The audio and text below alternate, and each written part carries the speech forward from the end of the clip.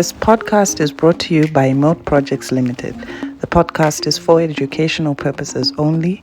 Seek professional advice to get specific help for your project. Enjoy this week's show.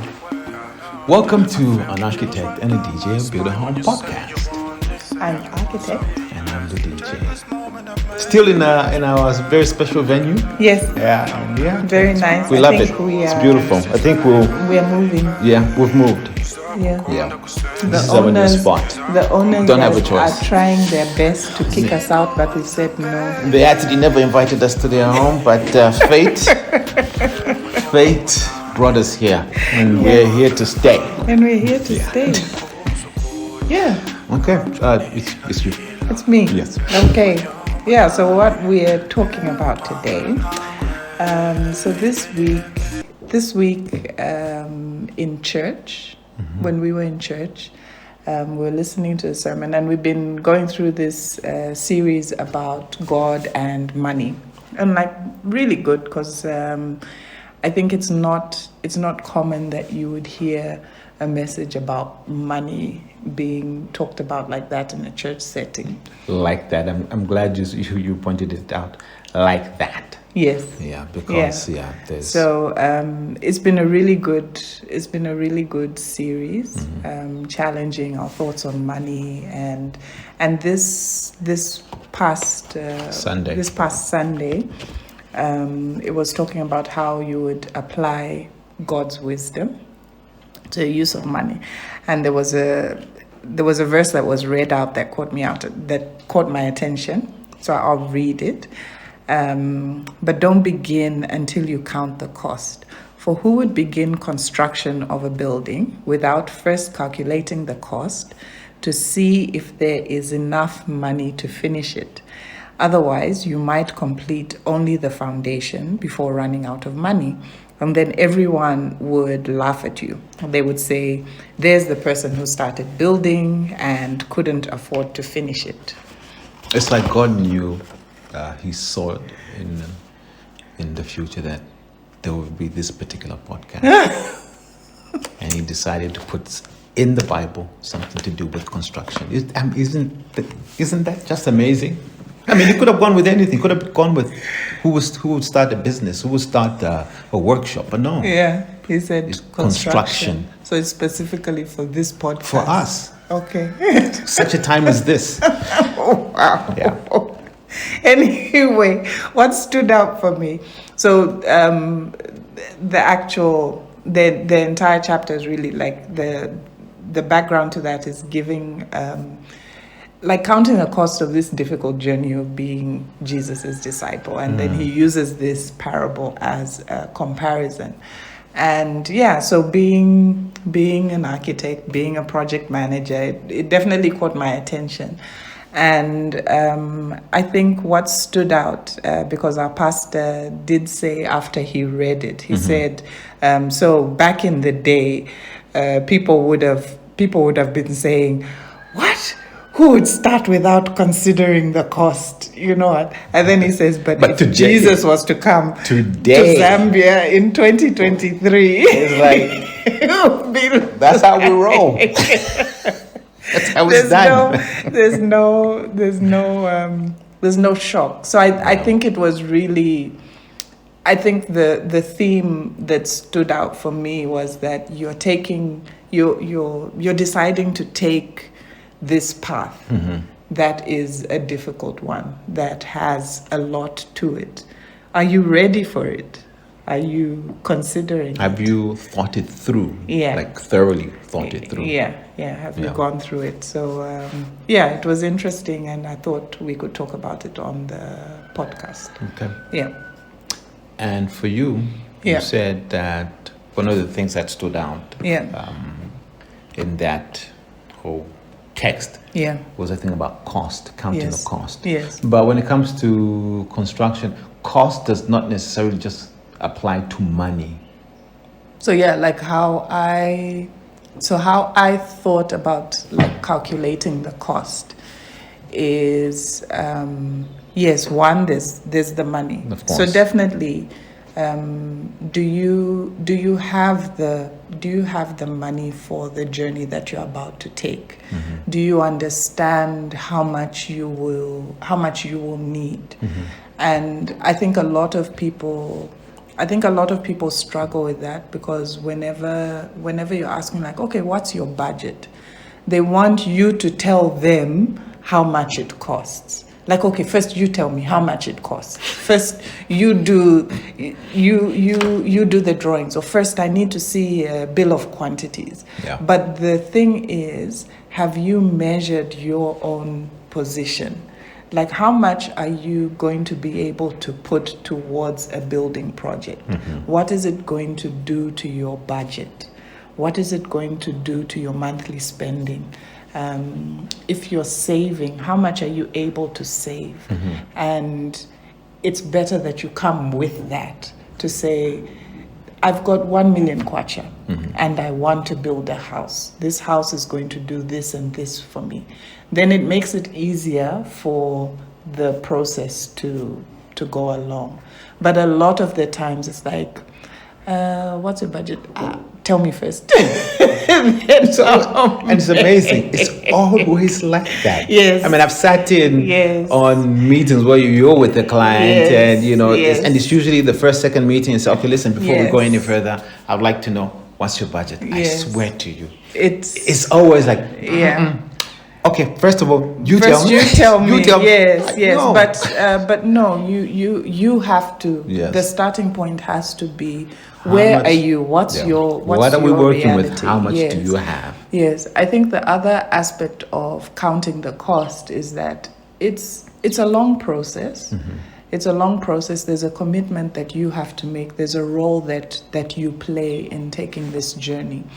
So the decisions that you have to make, there's a lot of decisions. People want to translate your vision. So you have to be engaged in it, and it can be a lot. For a lot of people, life is happening as a project is going on, and you may find that you need to make adjustments. You may find that you're the one who has to manage the entire process, because maybe you don't have the luxury to afford a project manager. So now you're the one who's going to have to play that role. You're going to need to make sure materials are there on time. You're going to need to make sure that the right people are there at the right time. So it's a lot. If you're playing that role, you have to understand what are the different elements of this process that I am managing, so that I make sure the team that I've got actually implement my vision. So there's that as well. There's a lot of pressure that a building project puts on people, on their families. It's a lot of work. You find some people every weekend they're at the plot. Yes. Put to the plot. Yes. So it takes time away. If at the weekend you're away from your kids, that's doing something to your family life. It's doing something a cost on to your time. Yes, it's a cost on your time. Your work life. There's some people who, I think there's someone we spoke about who said that, hey, I'm working, I've got a building project, my responsibility causes me to travel, so sometimes when the builders need information, I'm not there, and then things slow down, and like all of these things happen. So I think when looking at counting the cost, it's not just finances. It's like, do you really know what you are getting into? Like and how are you preparing yourself for that? The toll that it would take on you. Yes, exactly. I mean, away from the financial part. Exactly. Yeah. Exactly. Okay. Yeah. Let me ask you a question that you asked me, I think it was in the previous episode. Now, if I asked you, I didn't have the answer. Returning the favor. When it comes to dealing with like the cost financially, I give an example. Like I've sat in on meetings where you're with a client and you ask them, so what's your budget? And I've never heard anyone answer that question. Yeah. Why do you think people find it hard to answer that question? I think there would be different reasons. I think sometimes you're just not in a position to know what your financial state is. You've come to a point where you realize that this is something that we need to do. This is something that will help in maybe moving yourself forward. Maybe having a building will help you get more income, and it will be easier for your family. It will help you deal with challenges that you have. But maybe at that particular point, you've never really considered what your financial state is. And maybe you're hoping that, like just how you've moved along in terms of managing will pan out.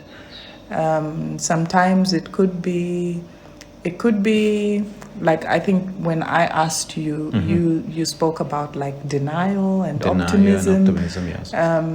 So sometimes it can feel that somebody is telling you that you can't have the thing that you want. Like they're taking that thing away. So like, look, you can't afford this, but then you still go on with it. So it's not that when somebody says to you that you can't afford this, that there's no path beyond that.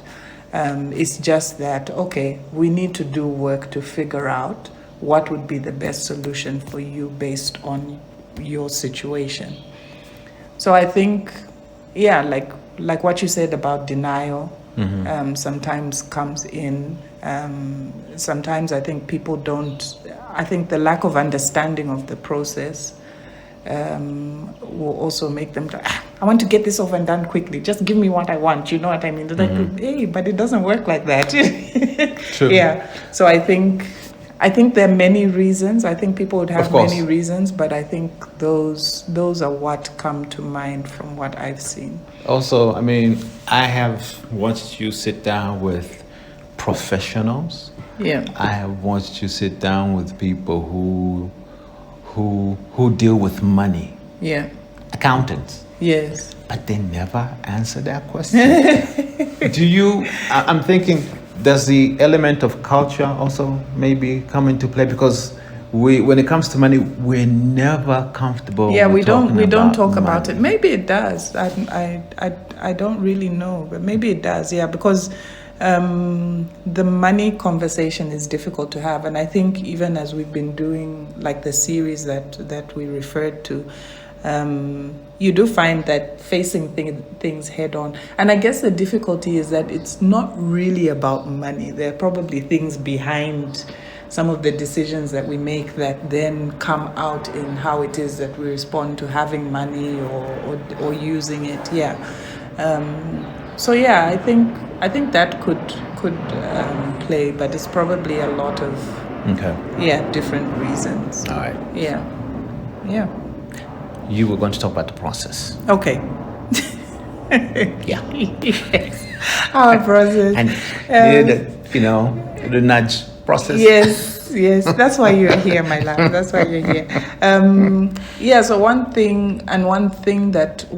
thought that I've been having as we've been talking about this, as we've been creating content to help people, is just that if people had in mind that the home building journey has a specific process that helps you to get to where it is that you are, and if you do understand that process and then follow it, it actually helps you to get a good result. So things like the design process, the design helps you get the ideas that you think about in your head, because the ideas you have in your head are not something that a builder can use to build. So the design process helps to ask you questions. What do you want? What do you need here? What will you do in your home? What sort of activities do you do? Because activities So if you're in the kitchen and you need somewhere where to put your cookbooks, for instance, so like if you're the type of person who, like, you really love buying cookbooks and you like to have things displayed in your kitchen, then as the designer that you go to then has to accommodate that. So it means, okay, we need to have shelves. That shelf has a certain design. What is that design? But if the designer doesn't have an idea of what it is that you want, they can't translate it into that. And then the builder then gets that information, then they use it. But even the people who are going to build for you, are you able to communicate with them? Are they able to actually translate the vision that you have into a design? So maybe the builder is very good at doing modern homes, but then the type of home you want is more vintage, it's more traditional. So maybe the builder that you're selecting, needs to match what it is that you want. So then the process of selecting a builder will help you to identify the right person for the needs that you have. So then these predefined steps help you, and they help to, like when things don't go right. Yeah. They help you to always have a place where you can come back and you say, okay, where is it that we're at? In the beginning, I said I wanted this. This doesn't look like what I wanted. I think we agreed to this. This doesn't look like what we agreed. Let's get back to that. So it helps. I think the process and following it through really helps you to get what it is that you want. So even in understanding the cost and whatnot, it's really about understanding the process. How will I get from point A to point B? And yeah. Okay. Yeah. All right. Well, a lot said. I suppose the perfect way to end this episode is, where do you start? Where would you recommend that then people start when it comes to counting the cost and starting this construction journey? Yeah. So I think the most important thing is to just do a bit of background work in understanding what this journey you're going to enter into is all about. What are the different phases? What's going to happen? And at the very beginning, it's really to interrogate what is it that you really want. What is this home? What does this home need to look like? Because if you define that really well and you're very clear about what it is that you want, it becomes easier as you go through the process to then find solutions to get you that. And and just when you're starting out, just have a mind to be open to the reality of it, and to be open to being told that, hey, you can't do what you want in this, but these are the different options. And in making sure that those are the types of people that you get on your team who can see what it is that you want, and they can give you good solutions. Yeah. Yeah. I like that. Yeah. I like that. And I was going to say that when it comes to being open. Yeah. And I say this in all modesty. That's what we're trying to do. That is what we're trying to do with this podcast. Yeah. As in trying to help you on your construction journey, trying to help you get the best out of it and make it easier for you. And I say this because when we were coming, man, I was looking around and I saw some houses that are like, man, it shouldn't have been done like that. They could have done it better. There's a great need for help when it comes to construction. There's people who are doing it the wrong way. Yeah. And we're just trying to help out, to get a better result, so that you get the best result. And like I said, you build a beautiful home for yourself. You have a really good result. Yeah. And so to end, we can end on a musical note.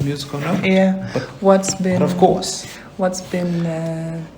on your playlist? On my playlist for this week, hey, lots of new music. Yeah. I've been listening to some new music by Jordan Rakai, some Leela James, some Benny Sings. I have no idea who that is. Some cartoons. None He just at came all. out with a new album. I think the music he listens to, he's the so only perfect. person. He's So the beautiful. only person who listens to it. Could be true. And so, but the one song I would recommend that you try and listen to is the new. Well, is a single by I think his name is pronounced as Kyle Dion. Kyle Dion. Yes. I'm ending on a romantic today. Okay. It's the single is titled "Let's Get It On." Done. We'll talk to you next time. Yes, we will. An Architect and a DJ Build a Home podcast has been brought to you by Emote Projects Limited. The show is hosted by Kalenga, he's the DJ, and me, Mphangela, I'm the architect. Media by Monkey Business Agency. Music by Bless the Creative.